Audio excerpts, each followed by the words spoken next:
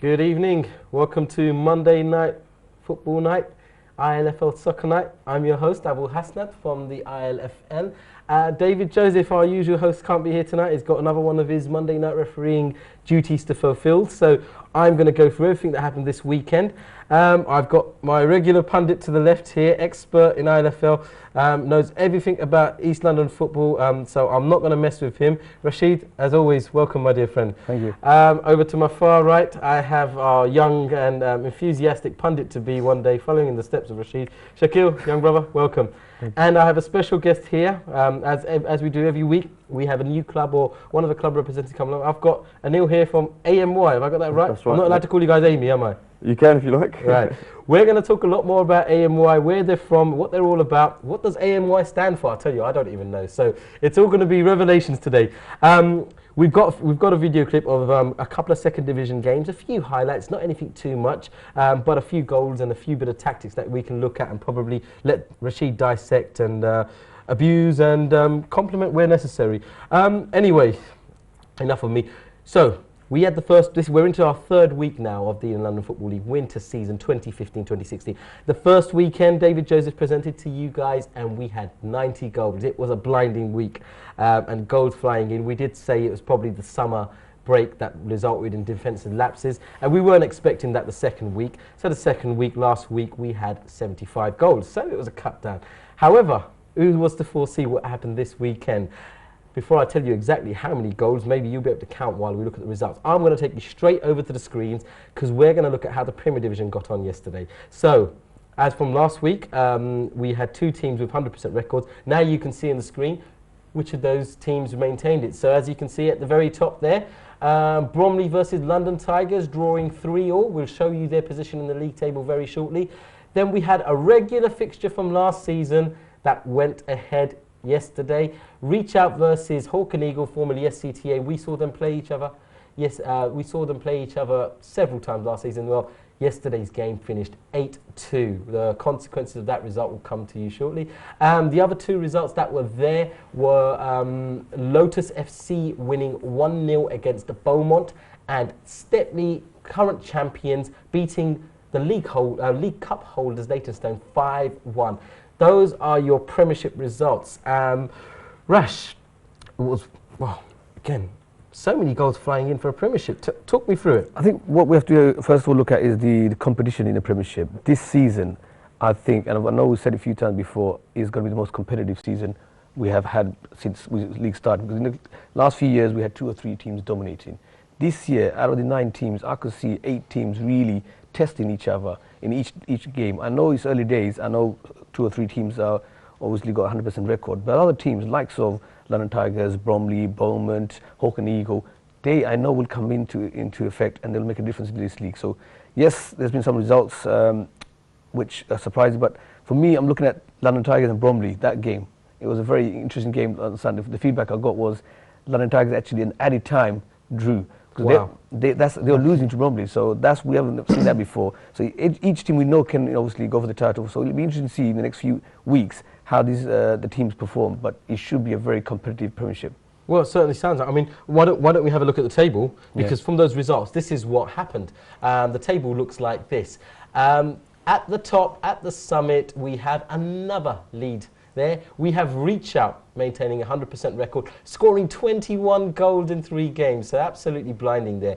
In second place, where we would expect them, and they really are going to defend this title, we have Stepney in second place, scored 12 goals, but the meanest defence in the entire league. They've only conceded 1 goal, and that was yesterday against Leytonstone. And in third place, also maintaining their 100% record and looking to add to their Premiership title from the summer, Lotus. So all 3 teams tied there, 9 points each, 100%. Only the goal difference keeps them apart. Then we have West End, who have played 1 game less, who are the runners-up of last year. I'm sure they've got a statement to make. And then we've got Beaumont, and then as Rash was just mentioning, Bromley there, followed by London Tigers, and then Leytonstone and Hawk and Eagle, just like London Tigers and Bromley, yet to pick up a victory or yet to pick up points for them too. So the table's table doesn't lie. You would not say that London Tigers will be at the Beaumont League or Hawk and Eagle. They were the champions from Division 1. went to the Challenge Cup final. Very strong team, very physical, very skillful, yet they're struggling to obviously get points. Leytonstone, they're one of those topsy-turvy teams. They have certain players turning up a certain week, so I can't expect the results. Tigers Bromley, I'm sure they're not going to like the look of the table and they will want to prove a point. There's one thing I want to say about Leytonstone, though. They have had a tough draw, and those teams that they play against, they've got good defences, and they've scored past them. I mean, they scored past Stepney yesterday, who were up to yesterday impenetrable, and then they also put 4 past Lotus in the first week. So Leytonstone, I don't know. They won the cup last year, so they are a massive club, and the club itself is massive. They've got lots of players to get recruit from, so they are a massive clubs. So all 9 clubs are very massive, very established, and that's why it's going to be interesting this season to see how Premiership plans out in the next few weeks. Well, that's the Premiership for you. We want to talk about the First Division. I think it might be worthwhile us looking at the videos. So what happened yesterday in the First Division? We have 2 of the games which we managed to get clips of here and there. Let us run that. Straight after that, I'll show you guys the results. So run the video. Let's see how First Division got on.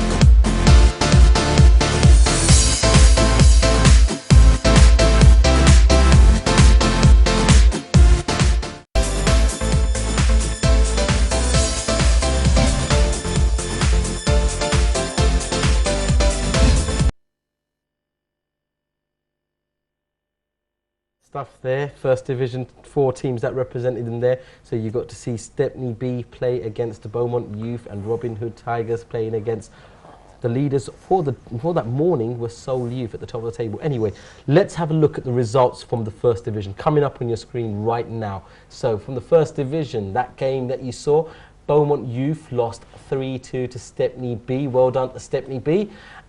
We had Crusaders play against Burdett. That was a 13-0 victory. And then the second game that you saw there, Robin Hood Tigers playing against Seoul Youth. Robin Hood Tigers coming out on top 5-3. And the last game there from the First Division, Sire losing 4-1 to Bow FC. So that was the First Division. Now, the result we've got to look at is Sire. To lose 4-1 against the Bow ex-Premiership, established club, established organisation, with the calibre and the history they have, is very, very disappointing to see them getting battered. And I don't think the table is looking good. I don't think they have won a game yet. So for me, Sire needs to obviously look at themselves and start, performing, getting some results. Now, last year, the First Division, we had Reach Out, SCT8, or Hawk and Eagle now. And at the time, I remember when we were going around the table, we were saying which other teams. I remember I said Burdett. Can't remember who you said, but it wasn't any of those top 2. But it ended up being a 2-horse race, and there weren't any small Jose Mourinho horses there. No. This time round, though, Rash, what do you reckon? Are we still going to see a 2-horse race here? I think they're in the First Division. First Division. I think it will be between from what we've seen so far. Obviously, it's early days. Obviously, Robin Hood are looking good. Crusaders, we need to watch them because they're a new team. They're quite established from their previous league. So I've heard a bit of history. They've got a bit of championship in them. Seoul, I think they were one of the dark horses for me. And Ace, we've seen them in the summer. We know the history. So those 4 teams are eye-catching at one time. The others, obviously, depending how they recruit and how they perform each week. I mean, the others are the more established teams that more or less kept themselves mid-table in the first. Yeah. Sorry, not Rash, Shaquille. You went and watched Crusaders. Now, we all know about Robin Hood Tigers and Ace, and we're saying, those are the 2 that are going to really scrap each other for this. But give us some insight into Crusaders. Now, last week I said to David, the Crusaders are a really strong team. They're a very physical team, a bit like Lotus, but obviously the Crusaders in the First Division. I think they'll be champions of the First Division. They look really strong, they look organised, and they look like a proper team. They've got strength and depth in every position they have. They've got the youth as well, and a bit of a veteran players out there as well. So I think they look really, really good. We've got a minute before we're going to go to the break, and I think it only does justice if I show the league table of the First Division. So up in your screens now, coming up is the league table for the First Division, and this is what it looks like. Please ignore the top, it's not the Premier Division, although we're seeing Premiership quality there. Robin Hood Tigers resume to the top with 7 points. Not too far behind them, having only played a game less. Crusaders on 6 points could so easily go top if they win that game in hand. Seoul Youth, who started the day on top, haven't gone too far below. They're on 3rd place, having lost to Robin Hood. Stepney Bree crawling up there. They are doing something.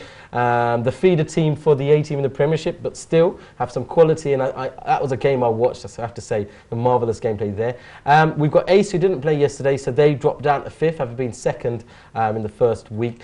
Then we've got Burdett, and then Burdett, Sire, and Beaumont Youth, who are yet to find victory. So that's the First Division there for you.